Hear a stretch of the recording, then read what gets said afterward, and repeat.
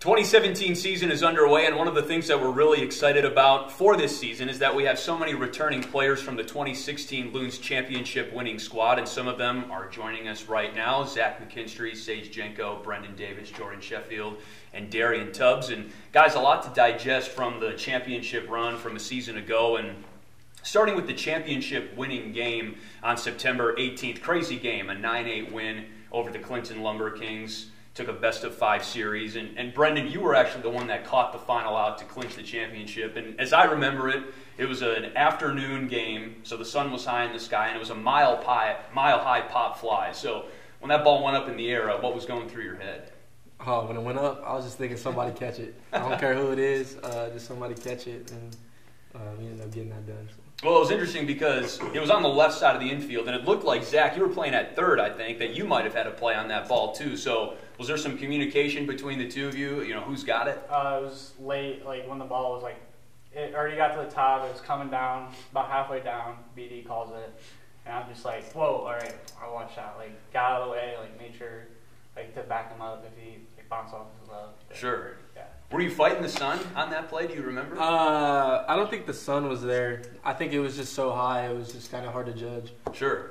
And then, of course, the players start storming out of the dugout, and I have some vague memories about the celebration afterwards, too. There was cake in the clubhouse afterward that wasn't really eaten. It was just kind of smeared all over the place. But, Sage, what do you remember about the celebration right after the win?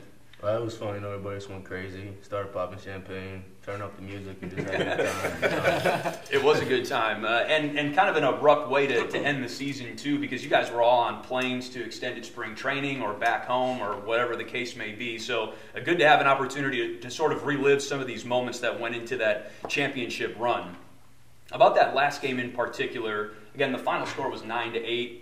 It was windy. There were some ties and some lead changes in the game, and Tubbs, I remember in particular a 5-run 6th inning for you guys at the plate, and there were some walks that sort of got the ball rolling there, and you had one of those walks. Do you remember that comeback in the 6th inning in particular? Yeah, I remember the guy that came in, whoever it was before me, he walked, like 2 or 3 guys before me, and then I got up to bat, and Gil was like, just take as many pitches until he throws you a strike, so that's basically all I did.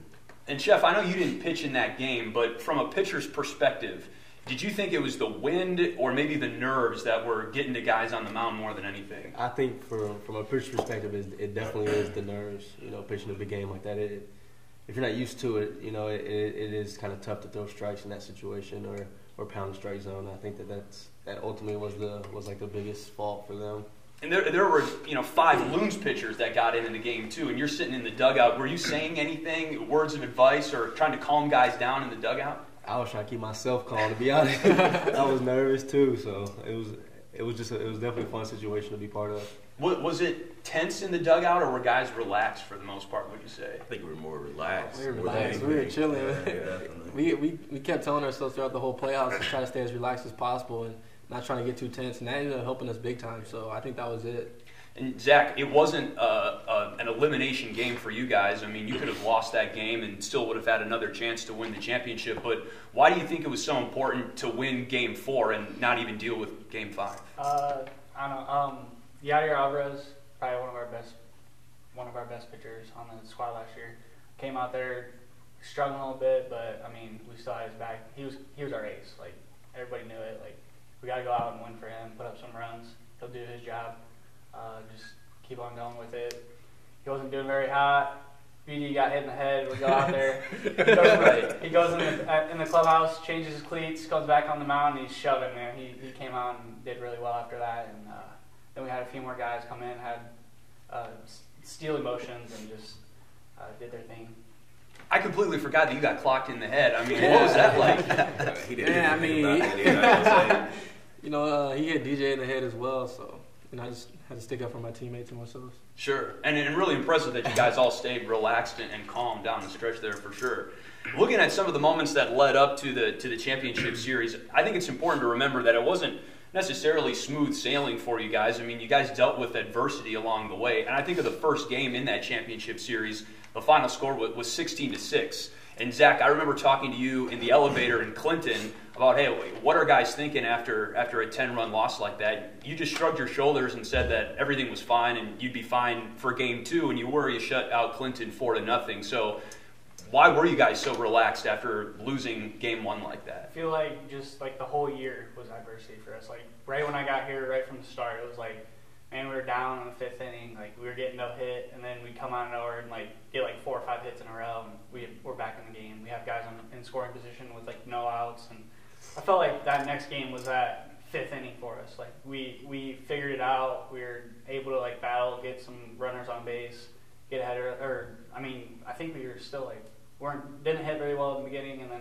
at the end of the game we figured it out and did our jobs and got on base. And Sage, you were holding down the leadoff spot in the playoffs in particular. 10-game postseason, you had 15 hits, so you were in some kind of zone at the plate. What do you remember about the postseason experience? Were you especially relaxed? I think it was just easy to play. You know, you guys we're all motivated, playing for each other. So I think it's easy to go out there every day and just battle for your teammates. You know, you don't think too much. You don't think about the situation. You just go out there and do all you can, and that's kind of what we all did. And I was fortunate to be the leadoff guy in that situation to get the team going every day. So along those lines, did you find yourself in the batter's box thinking less about mechanics and just playing more on instinct? Yeah, you know, I was just taking it back to a wiffle ball in the backyard, just trying to put the bat on the ball, do what I could, and it happened. Well, there was one hit of yours in particular that stands out in my mind, and it was actually in the West Michigan series, the middle of the 3. And it was the first game. It was the one at Dow Diamond. 7th inning, pretty big moment. I think the Loons were down at the time.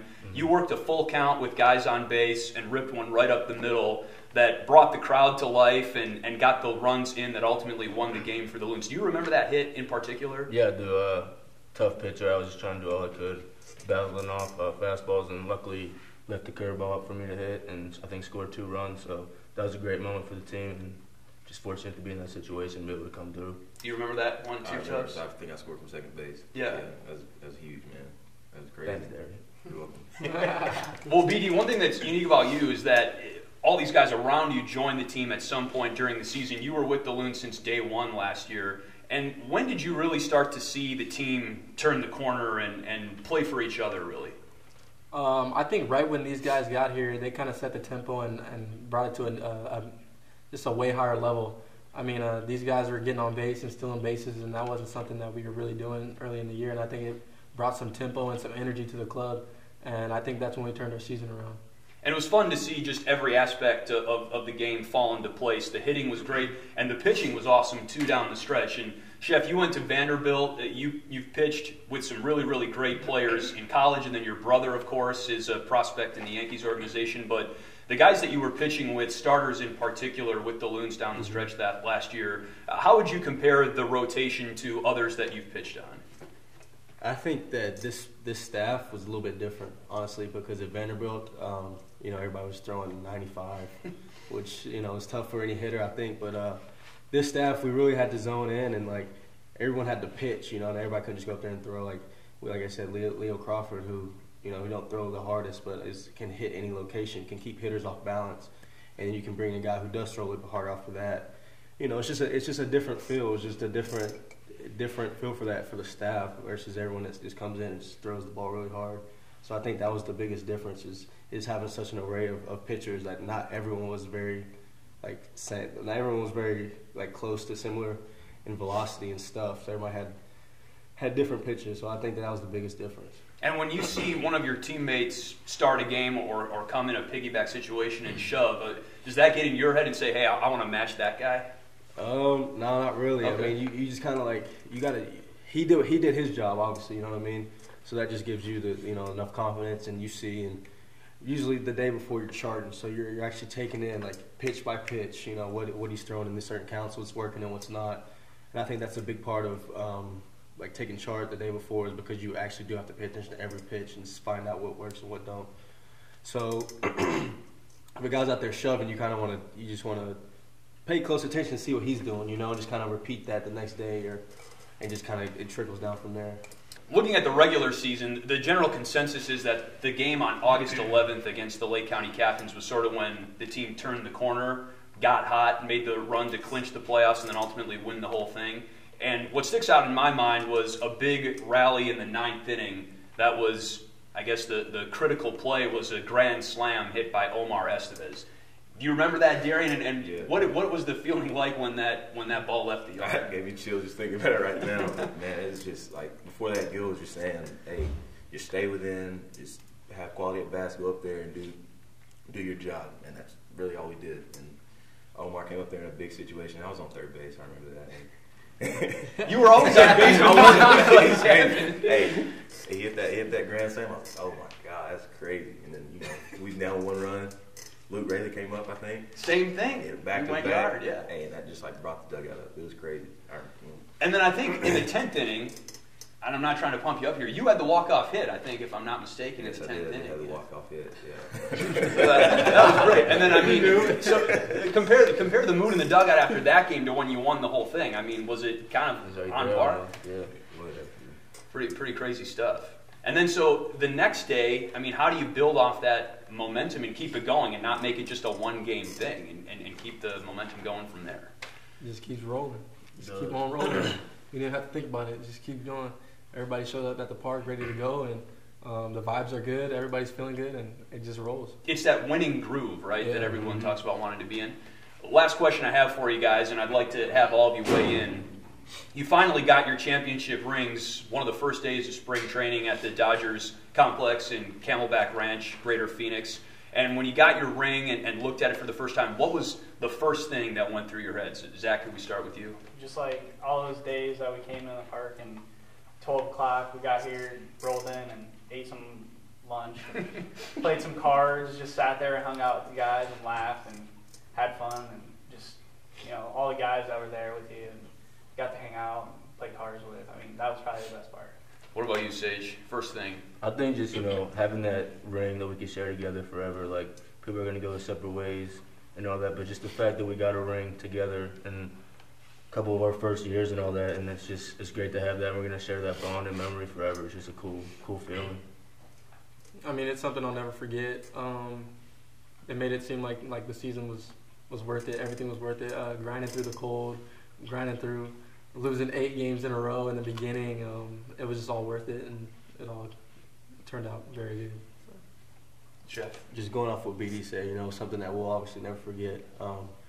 But just coming in that season, like almost halfway, even, towards the end of the season, just seeing how that team just came together and, like, as a whole in the locker room was just, everyone was comfortable, we turned on this Spanish song that everyone would just get up and start dancing to comfortably, and usually with, like, first-year guys or even people that's been in and out of the organization, like, you don't see that often, that camaraderie that was in the locker room, and I thought that was the best part, and I'll always remember that forever. How about you? Just about how we came together as a family. Basically, how these guys said that we came together as a family and just won that thing. Man. and look how BD and Zach got that ball up in the air, and I was just I know that left field like, which one y'all about to catch? No, for real. Well, good stuff, guys. It was fun kind of rehashing some of the big moments of last season with you, and we're really excited to get the 2017 season underway. So stay warm and play some ball. All right. All right, thank you. Thank you. Go Loons.